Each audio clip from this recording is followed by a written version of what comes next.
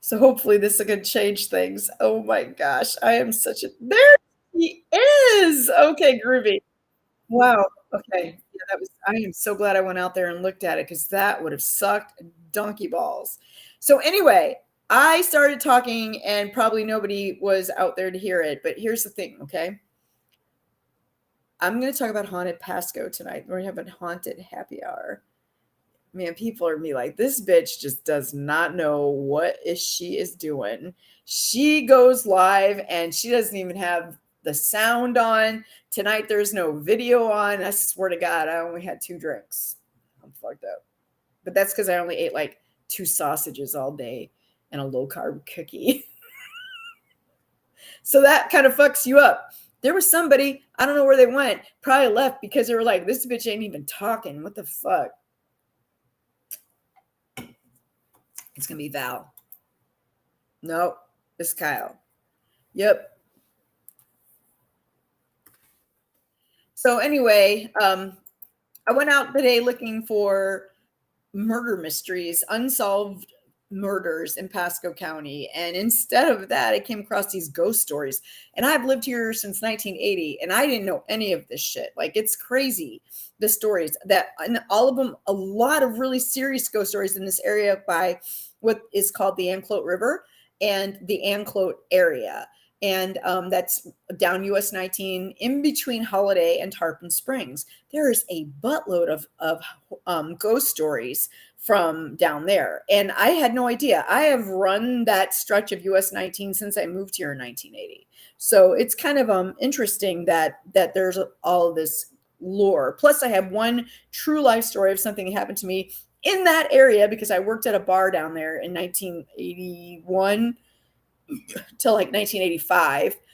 And so there, when we came outside one night, my boyfriend and his buddy, and we were going to go take his truck and we were going to go up in there were sand dunes and we were just going to 4-wheel. But anyway, I'll get to that at the end. And I'm hoping that you guys have stories that you want to tell me as well. So anyway, this is according to, I pulled pieces from a Sun Sentinel article, and then I went out to a couple of websites and I found all this information. It was kind of interesting to me. According to the Sun Sentinel, one of the most active hotspots in Pasco County for paranormal activity is reportedly along the Anclote River in the small coastal community by the same name. Some claim there are several key factors that contribute to the spike in paranormal encounters here, including Native American burial grounds and the power plant that is said to act as some type of conduit between the two, between here and the beyond. So there's this ghost named Cindy that appears around the Anclote River, and sometimes she's near Holiday, and sometimes she's down by Tarpon Springs, but it's always in that area where where people boat or swim or whatever. Um, and sometimes when she appears like solid, like a human. Well, I mean, she was a human, but a solid person. Like you would think that you were actually talking to somebody. And sometimes she's seen as sort of translucent, you know. And then it said that sometimes she's seen as beautiful and clean and in her bell bottom jeans and or shorts and tank top or shorts and or jeans and a tube top pink. It's always a pink top and blonde, and she's looks great. And then other times she's just disheveled and muddy, and she supposedly appeared to 2 girls that were down by the Anclote River. And that dressing that she's in is typical for somebody who was alive in the 80s. Um, and so she appeared to 2 girls and said to them that there were 4 guys that took her into the woods and raped her. And the girls turned away from her for a second to get help from their boyfriends. And when they turned back around, she was gone. And then other people have seen her running through the woods in by the river down there. I go to a bar down there all the time, and I have since the 80s, and I have never heard that story before. So I thought that was kind of interesting about her running through the water or running through the woods. Um, let's see, something at 20 something. Okay, yeah, she was supposed to be beautiful. And there are no murders, unsolved murders, or missing persons that have been reported from that time. That, or at least that anybody can see, but no one says that they don't know for sure if it's a true story or not. I guess, anything could be happening. It just kind of an interesting story, right? I mean, a lot of runaways come to Florida. It could have been that, right? Windbreaker man is supposedly a man that likes to dart out into traffic and make you slam on your brakes, think you're going to hit them. He was so good at his haunting, and it was along that stretch of Anclote Road that he supposedly would come out in his white windbreaker and cause people to have car accidents. And he was supposedly so good at the way he haunted that one woman actually thought she hit him with her car, felt the impact, heard the crash, freaked the fuck out, stopped, and then went out to look at her car and had no damage and couldn't find anybody out there.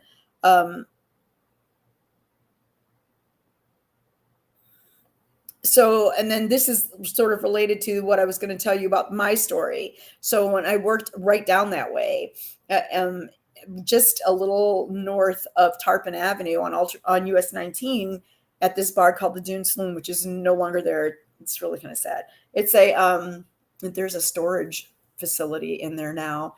But anyway, we were going to go, my boyfriend, his friend, and he had a big old truck, and we were going to go next to the Dune Saloon was some sand dunes, which is why they called it the Dune Saloon. And we were going to go four-wheeling, but we need to go get gas. So there was a Shell station on the corner of US 19 and Tarpon Avenue. I guess on that side it's Keystone. And we pulled out of the, hang on a second.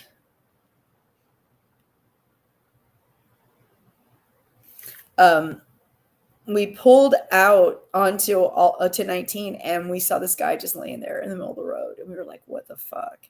So we stopped and I ran and I got help. And somebody hit him, just left him there in the middle of the road. And years later, I ended up being friends with his sister. It was the craziest thing too, because after it happened, we were in our 20s, early 20s. And the police thought that we hit him and were trying to cover up for that. And they actually grilled us. I remember being drug into the Tarpon Police Department to be telling them what happened. And it was finally a detective that told the police officers to leave us alone because our friend's truck was raised so high. They said the guy would have had to jump, like literally jump in front of us for him to have had the damage to his body that he had. It's very scary. The town of Newport Richey has many buildings from the 1920s, and there are lots of ghost sightings that have occurred there. And there used to even be a ghost tour, and I never got the privilege of doing. I would have really liked to have gone to that, but I didn't make it to one of those. One ghost is said to inhabit downtown Newport Richey is Willard Clark, and he was at the Richey Suncoast Theater. That's what it's called now. Back then it was called the Thomas Mann Theater, and it was built by a silent movie artist named Thomas Mann. And he was trying to bring Hollywood to the west coast of Florida, specifically into Pasco County. His house is still there on the river. I could take you if you ever wanted to see it. But so this guy was there, and he walked out of the theater one night and had a massive heart attack and died before he could get outside. And so people say that sometimes he's seen, his disembodied spirit is seen around his balcony seat, BB1. And even if he's not seen, there are people that have gone to the theater and sat in that area who had no idea about the story and say they feel like cold, very cold in that area. And the theater people will say, well, no, that's the AC. And they are like, nope, not the AC. It was not that kind of cold, nothing blowing on us. So that was kind of cool. And then the West Pasco Historical Society. That's a museum library that's in the middle of Sims Park. And I have been in and out of that building a million times. My husband at the time was the president of the society. And so I was in there all the time. And I never knew about this either. It's kind of weird that there is a whole haunting there, but I've never heard about that. But the building's over 100 years old. And volunteers say that there is an old desk, and it was once owned by a Union soldier, William Barber. And they said they always smell cigarette or cigar smoke cigar smoke. I'm sorry, not cigarette smoke, by the desk. And so it was so convincing, and so many of those people had said that they smelled it, that they actually brought in ghost hunters. And the ghost hunters did some EVP recording, and they heard somebody saying come back as they were trying to leave. So thought that was pretty fucking cool to find all that stuff and figure out that, there's all this haunted stuff. We have a couple really old cemeteries down in the Tarpon Springs area. One is called Rose Cemetery, and one is called Cicada. Cicada Cemetery is the one where all of the white rich people were buried that founded the Holiday, Newport Richey area, Tarpon Springs. And the slaves of the people that lived in Tarpon and Holiday are buried right across the street. That's the Rose one. There are very famous people, founders of our community, that are buried in those places. I want an EVP recorder so bad. I really, really do. One day I'll probably get one. I have one on my phone, but I don't think it works very well. But this is the time of the year to actually go visit graveyards and leave offerings for the dead, and to also collect graveyard dirt. So you should look up the lore of maybe that's what I'll do for Wednesday when Belora is back. Because we're going to talk about Samhain coming up and everything. But I think that would be an interesting thing to do, is to look up the lore of Cicada Cemetery. And there's one in Hudson here too. I can't remember the name of it, but it's off of Hudson Avenue. I go there and get my graveyard dirt all the time. But I would like to find out like the lore behind it. I know the one in Hudson, there's a little patch of walkway where there used to be a nunnery that was there, and the nuns lived right by the cemetery. The walkway exists, but the nunnery is gone. So there's just like really cool things like that, and the cemeteries have so much rich history. Like Newport Richey's named after this guy named Captain Ritchie. So he's buried there, and one of the first nuns that came to the Greek Orthodox Church, the St. Nicholas Greek Orthodox Church, is buried right when you walk into Cicada Cemetery. And I like that when you go past, so many Greeks are buried there, and I like when I go past it at nighttime, especially, and lots of battery operated or solar operated red, battery operated candles that people have on the cemetery, or the graves of these people. So there's so much really fun stuff that you can do, especially down here. I mean, I hate that we don't have an actual fall and winter like other people do, but we're lucky that when the weather gets cool like this, we can go to those places and actually check out the history and learn those stories and lore of the people that founded the places and settled them for us, so that we have a place to live.